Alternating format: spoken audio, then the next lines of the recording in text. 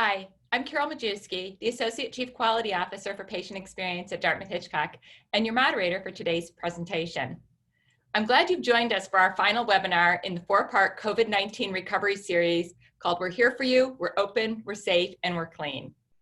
For those of you who have tuned in weekly, and for those of you who are joining us for the first time, we put this series together to answer some of the questions we've been hearing from patients and community members about whether it's safe to come in for regularly scheduled appointments or for emergent care while COVID is still a part of all of our lives.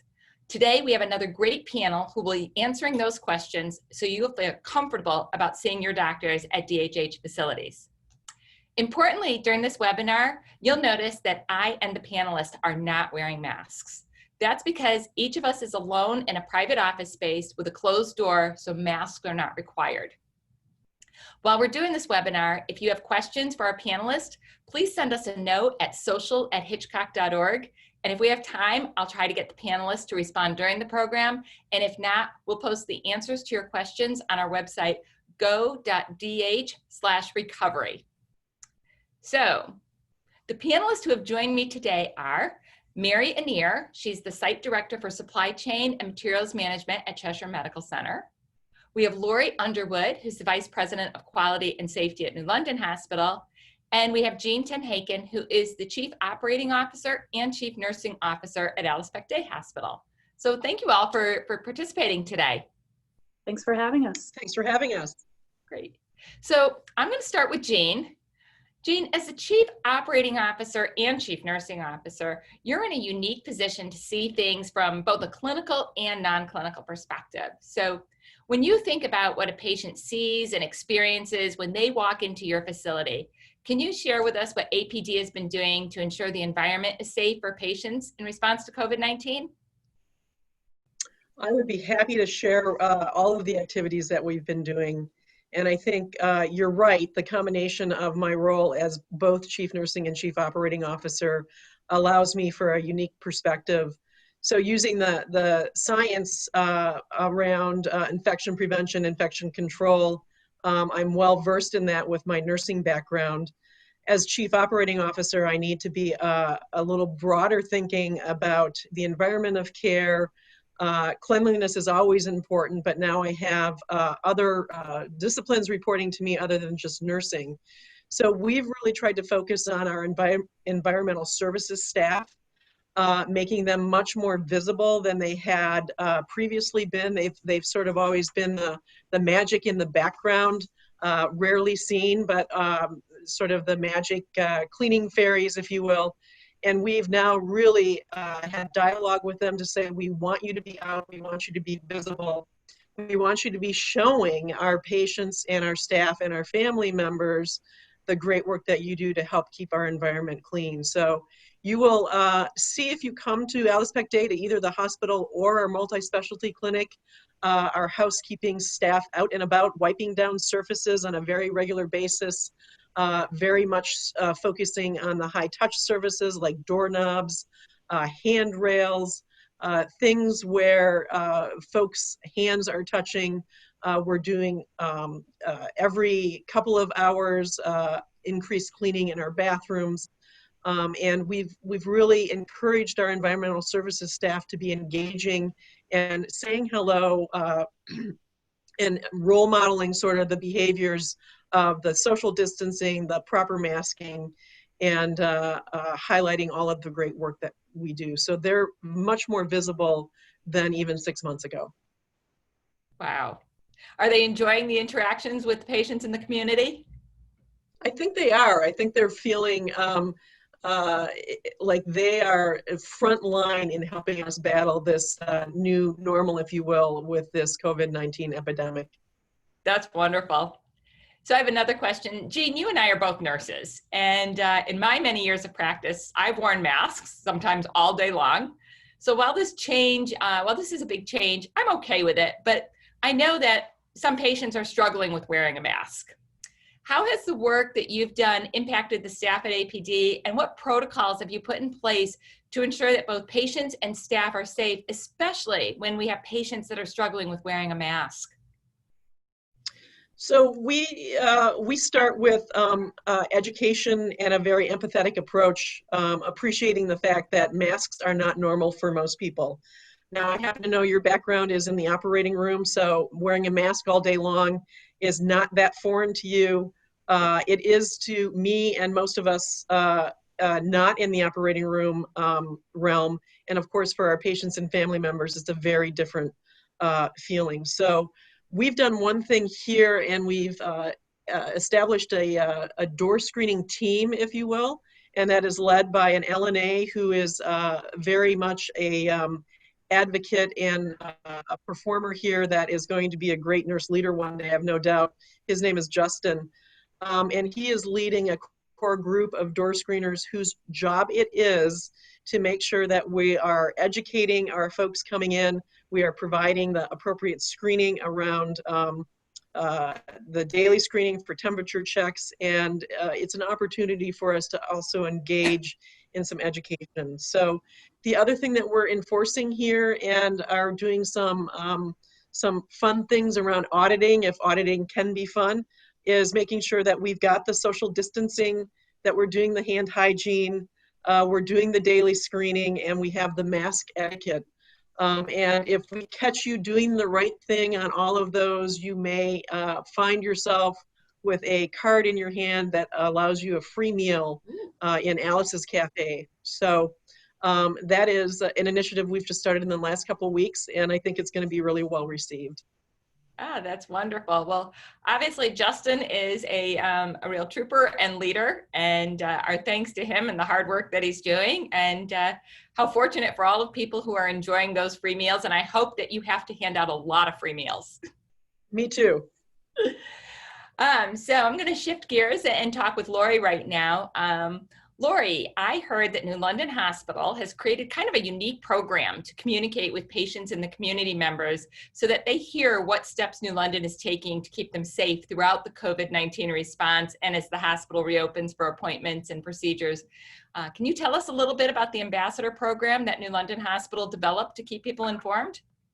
I'd be happy to, Carol. So since COVID began back in March, we've been having weekly messages to our community via social media sites. Our new CEO has been communicating with people, but as we started to open up a little bit in May and invite people to come back in for preventive procedures, for office visits, we wanted to engage our community, which has been very supportive of our hospital, in helping us to spread the word in our community via word of mouth. So our community relations department and team here created the ambassador program to engage those community members and to help them to understand the things that we're doing, like APD is doing, and to let them see it, let them talk about it with us, and be more comfortable with how we are making a commitment to safety of our patients and our staff. So we invited some small groups of community members in a very good social distancing room. Right. And we presented to them, our CEO and some of our key clinical staff, via discussion, via PowerPoint, via photos, videos of all of the safety measures that we have in place here that are very similar to what APD is doing with the entrance screening, masking, hand hygiene, cleaning, social distancing. They'll notice some physical changes to our facility as they enter. And also to talk about the opportunities for telehealth. It was a very lively conversation, really engaged members of our community who really want to help us to spread the word. Wow, that is a wonderful idea. Really engaging and bringing people in and helping them understand all that you've done. Has it been helpful in keeping the community up to speed on the PPE issues and kind of some of the other concerns that our patients and communities have told us are issues for them as they think about coming back? It has. It especially was helpful in relating to them the differences that they will see in PPE depending on the service that they receive. and understanding why and the science behind why they will see different PPE utilized if they have a surgical procedure versus if they are seeing someone in the office practice. So that was helpful. The other part of it was it gave us the opportunity to hear feedback from them about what their questions were, what they were hearing, and what we could then work on to help to educate. And those were in the areas of things like testing protocols. Where can someone be tested? What is our protocol? How are we doing that? Things about what specialty services are available, and those have been brought on a little at a time. Different people have come back, and so it was an opportunity for us to improve our communication. Many of the ambassadors had already been in for an appointment, so they were able to experience it hands-on, but others had not. And it was just a really great two-way communication about how we can communicate better with our community. And also some of it was with our staff and how we could help our staff to have the answers for people along the way. That's wonderful. I certainly know that we heard from patients who experienced, when they went to different appointments, different PPE being worn and being concerned. Why did this doctor have a face shield and this doctor have this? So your ability to help patients understand that, why we're doing those things and why it's still safe, is critical for patients feeling safe. Right. And that's a great segue to my questions for Mary. Mary, as the site director for supply chain at Cheshire Medical Center, the past few months must have been incredibly challenging. And I'd like to ask you, as a member of the DH system, how has Cheshire been able to manage its PPE and other supplies to ensure that both patients and staff have what they need to stay safe? Sure.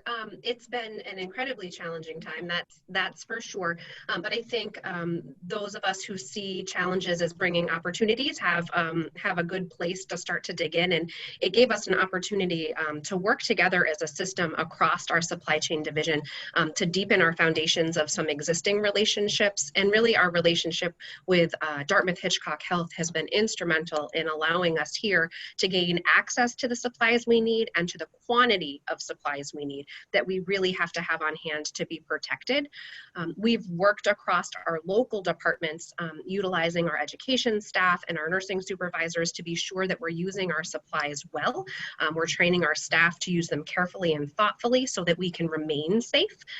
And really, it's the cooperation between our system members and our local resources that's put us really in a great place. Thank you. So, Mary, we know that many patients and our community members are using cloth masks when they're out and about. There are some great prints and mask styles out there. I think it's the item to be seen in 2020. Hopefully we're going to be past it by 2021, but you never know.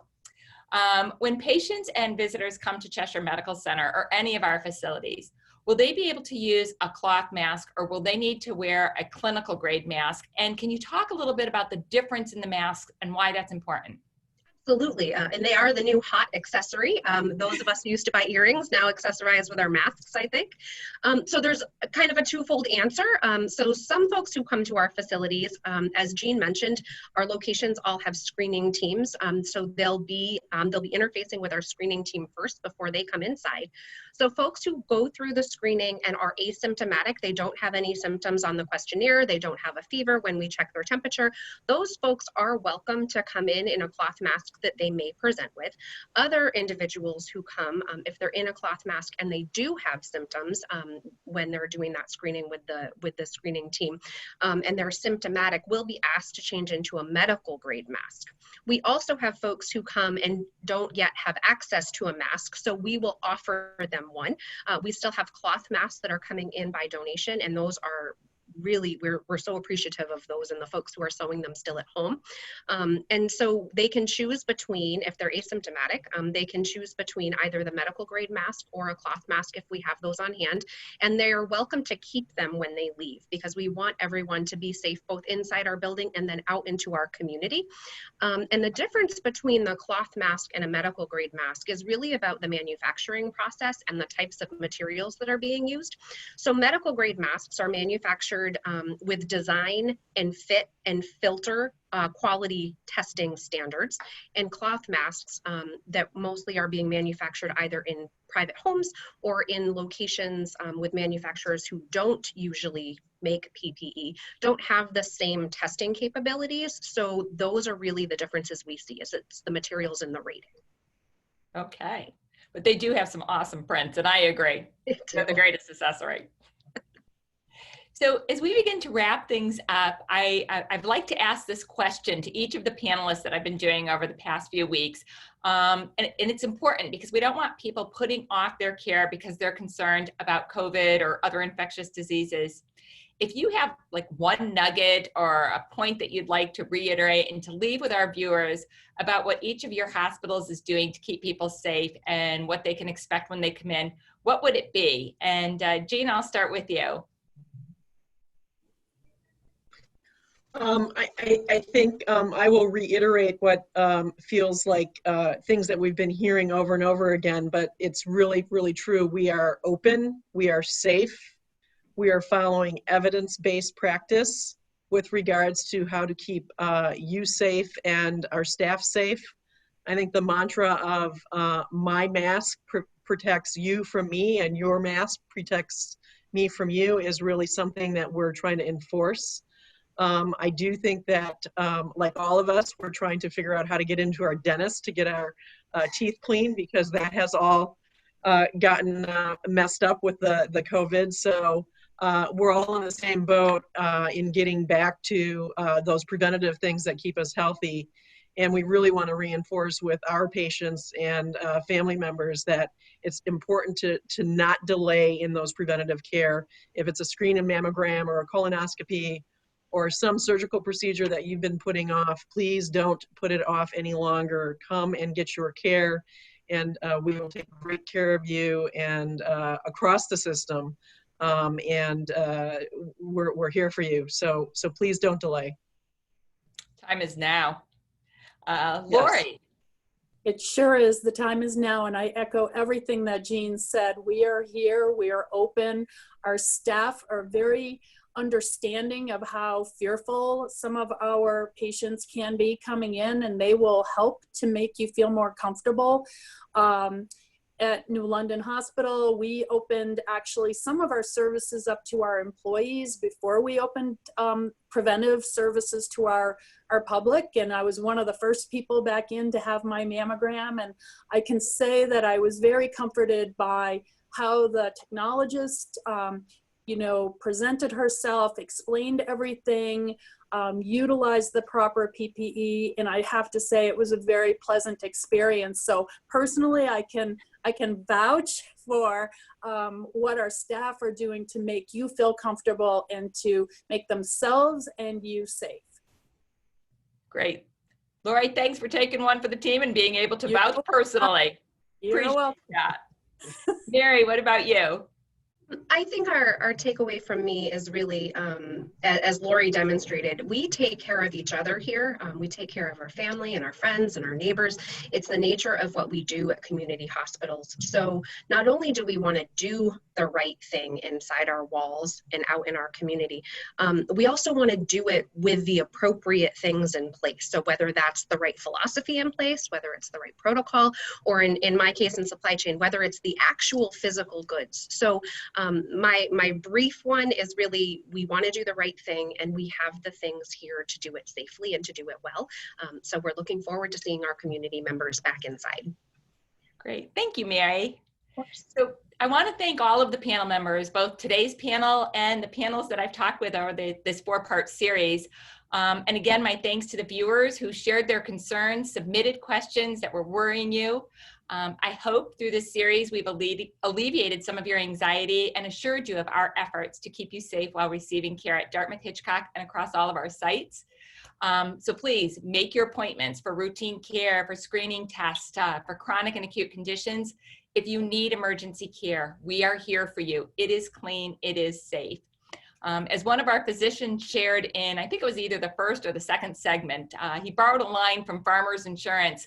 We know a thing or two because we've seen a thing or two. So come in, we're open, safe, and clean. Thank you, and have a great day.